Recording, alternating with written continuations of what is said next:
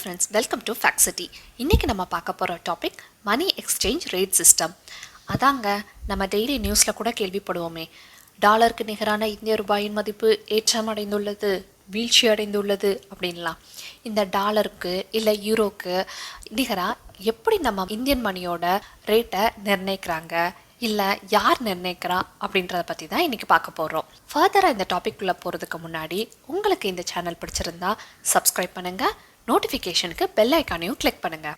சரி, யாருங்க இந்தியன் கரன்சியோட வேல்யூவை டிட்டர்மைன் பண்ணுறாங்க? வேர்ல்ட் பேங்க்கா, இல்லை ஆர்பிஐயா, இல்லை நம்ம இந்தியன் கவர்மெண்ட்டா? இவங்க 3 பேருமே இல்லைங்க. எல்லாமே நம்ம நாட்டோட டிமாண்ட்ஸ் அண்ட் சப்ளையை பொறுத்து தான் இருக்குது, இல்லைன்னா இம்போர்ட் அண்ட் எக்ஸ்போர்ட்டை பொறுத்து இருக்குன்னு சொல்லலாம். ஆல் ஓவர் த வேர்ல்ட் பார்த்தீங்கன்னா இந்த எக்ஸ்சேஞ்ச் ரேட் சிஸ்டத்துக்கு நிறைய மாடல்ஸ் ஃபாலோ பண்ணி ரேட்டை டிட்டர்மைன் பண்ணுறாங்க. நம்ம இந்தியாவில் 2 மாடல் ஃபாலோ பண்ணுறாங்க. ஒன்று ஃபிக்ஸட், இன்னொன்று ஃப்ளோட்டிங். 90ஸ்க்கு முன்னாடி வரைக்கும் நம்ம ஃபிக்ஸட் மாடல் தான் ஃபாலோ பண்ணிகிட்டு இருந்தோம். ஆஃப்டர் 19 ஃப்ளோட்டிங் மாடலுக்கு வந்துட்டோம். சரி, ஏன் இந்த ஃபிக்ஸட்லேருந்து ஃப்ளோட்டிங்க்கு வந்தோம்? ஃபிக்ஸடில் என்ன டிஸ்அட்வான்டேஜ், ஃப்ளோட்டிங்கில் என்ன அட்வான்டேஜ் அப்படின்னு பார்ப்போம். ஃபிக்ஸட் மாடல்னு பார்த்தீங்கன்னா ஆர்பிஐ கிட்ட எப்போவுமே ஃபாரின் கரன்சி ரிசர்வ் ரொம்ப ஜாஸ்தியாக இருக்கணும். ப்ளஸ் இந்தியன் ட்ரேடை பொறுத்து தான் ஆர்பிஐ தான் கரன்சிக்கான வேல்யூவை டிட்டர்மைன் பண்ணுவாங்க. இப்போ ஃபார் எக்ஸாம்பிள், ஒரு டாலருக்கு நிகராக இந்திய ரூபாயோட மதிப்பு 60 ரூபா அப்படின்னு ஃபிக்ஸ் பண்ணுறாங்கன்னு வச்சுக்கோங்க. ஆர்பிஐ உள்ள டீம் வந்து இதை எப்படி எவாலுவேட் பண்ணுவாங்க அப்படின்னா, டாலரோட ட்ரேடு இந்தியாவில் எப்படி இருக்குது, அவங்களோட டாலரோட ரிசர்வ் வந்து இந்தியாவில் எவ்வளோ இருக்குது அப்படின்றத பார்த்து தான் இதை வந்து ஃபிக்ஸ் பண்ணுவாங்க. அப்புறம் செர்டன் பீரியடுக்கு அப்புறம் இந்த ரிசர்வையும் ட்ரேடையும் எவாலுவேட் பண்ணி இந்த இந்திய ரூபாயோட மதிப்பை கூட்டவும் செய்வாங்க, குறைக்கவும் செய்வாங்க. இப்போ குறைக்கிறாங்க அப்படின்னா அதோட பேர் டிவேல்யூவேஷன். டிவேல்யூவேஷன் அப்படின்னா இந்திய ரூபாயோட மதிப்பை டாலருக்கு நிகராக 60 ரூபாயில் இருந்து 65, 70, 75ன்னு குறைச்சிட்டு வருவாங்க. ஸோ இதனால் யாருக்கு என்ன லாபம்னா, எக்ஸ்போர்ட்டர்ஸ்க்கு லாபம். எப்படின்னா, இப்போ ஒரு எக்ஸ்போர்ட்டர் ஒரு பொருளை $1000 அமெரிக்காவுக்கு விற்கிறாரு. அதே எக்ஸ்போர்ட்டருக்கு 60,000 ரூபாய் கிடைச்சிட்ருக்கும். இப்போ டிவேல்யூவேஷன் மூலமாக அதே பொருளை விற்கிறது மூலமாக அவருக்கு 65,000, 70,000, 75,000 ரூபான்னு கிடைக்க ஆரம்பிக்கும். இதனால் இம்போர்ட்டர்ஸ்க்கு பார்த்திங்கன்னா பெருத்த நஷ்டம்தாங்க. ஒரு பொருளை 60,000 கொடுத்து வாங்குறாங்க அமெரிக்காவில் இருந்துன்னு வச்சுக்குவோம், அதாவது $1000. இப்போ அதே பொருளை 65,000, 70,000, 75,000 ரூபாய் கொடுத்து வாங்க வேண்டியதாக வரும். இது வந்து இந்த டிவேல்யூவேஷனால் ப்ராப்ளம்.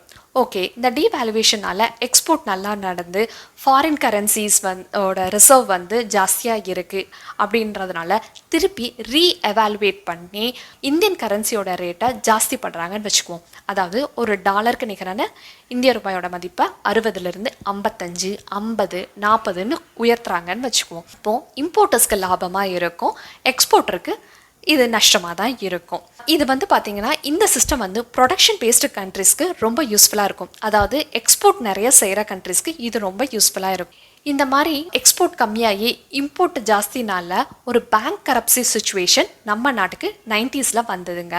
அதாவது 1960ஸ்லேருந்து 1980ஸோட ஸ்டார்டிங் வரைக்கும் நம்ம இந்தியன் கவர்மெண்ட் சோவியத் யூனியன் கூட ட்ரேட் வச்சுருந்தாங்க எக்ஸ்போர்ட்டில்.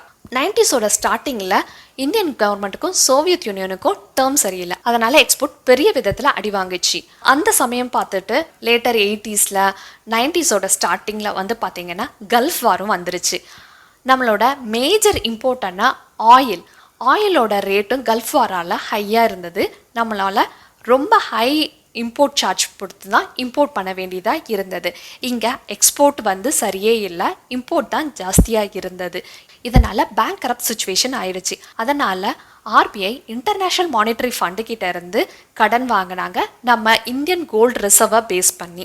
அப்போது ஃபினான்ஸ் மினிஸ்டராக இருந்த மிஸ்டர் மன்மோகன் சிங் இந்த நிலைமையை கட்டுக்குள் கொண்டு வரதுக்காக குளோபலைசேஷனை உண்டாக்குனாங்க. அதாவது குளோபல் மார்க்கெட்டை ரொம்ப என்கரேஜ் பண்ணாங்க.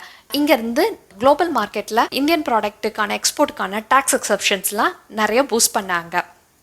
அதே சமயம் ஃப்ளோட்டிங் சிஸ்டத்துக்கு மூவ் ஆகலான்னு சஜஸ்ட் பண்ணாங்க. ஃப்ளோட்டிங் சிஸ்டம் பார்த்திங்கன்னா இம்போர்ட் அண்ட் எக்ஸ்போர்ட்டை பொறுத்து டைரெக்டாகவே வந்து கரன்சியோட வேல்யூ அப்ரிஷியேட் ஆகும், டெப்ரிஷியேட் ஆகும். ஸோ இதனால் ஆர்பிஐக்கு எந்த ஒரு ப்ரெஷரும் கிடையாது. ஸோ இது டைரெக்டாக ட்ரேடர்ஸை தான் வந்து அஃபெக்ட் பண்ணும். இப்போ நிறைய ஃபாரின் இன்வெஸ்டர்ஸ் இந்தியாவில் வந்து இன்வெஸ்ட் பண்ணுறாங்க, இல்லை இங்கேருந்து நிறைய பேர் ஃபாரினில் போய் சம்பாதிச்சு டாலர்ஸாவோ யூரோஸாவோ இங்கே வந்து அனுப்புகிறாங்க அப்படின்னா இங்கே இந்தியன் கரன்சியோட ரேட் வந்து ஜாஸ்தியாகிட்டே போகும். அதே மாதிரி இந்தியன் ப்ராடக்ட்ஸும் நிறைய எக்ஸ்போர்ட் ஆகுது அப்படின்னாலும் நல்ல இம்ப்ரூவ்மெண்ட் இருக்கும் இந்தியன் கரன்சியோட ரேட்டு மார்க்கெட்டில். ஸோ ஆட்டோமேட்டிக்காகவே வந்து யாருமே டிட்டர்மைன் பண்ணாமல் ஆட்டோமேட்டிக்காக இந்தியன் கரன்சியோட வேல்யூ வந்து இம்ப்ரூவ் ஆகிட்டே போகும். இல்லை இம்போர்ட் தான் ஜாஸ்தியாக இருக்குது, எக்ஸ்போர்ட் அந்த அளவுக்கு சிறப்பாக இல்லை அப்படின்னா ஆட்டோமேட்டிக்காக கரன்சியோட வேல்யூ வந்து டெப்ரிஷியேட் ஆகிட்டே வரும். ஸோ இது எல்லாமே ரியல் டைமாக தான் இருக்கும். நிமிஷத்துக்கு நிமிஷம் கூட இந்த சேஞ்சஸ் வந்து நடக்கும்.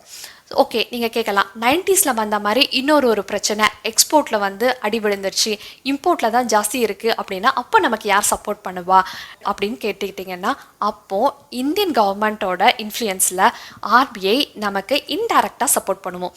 எப்போவுமே ஆர்பிஐ ஒரு பெரிய ஃபாரின் கரன்சி அமௌண்ட்டை ரிசர்வ் பண்ணி வச்சுருப்பாங்க.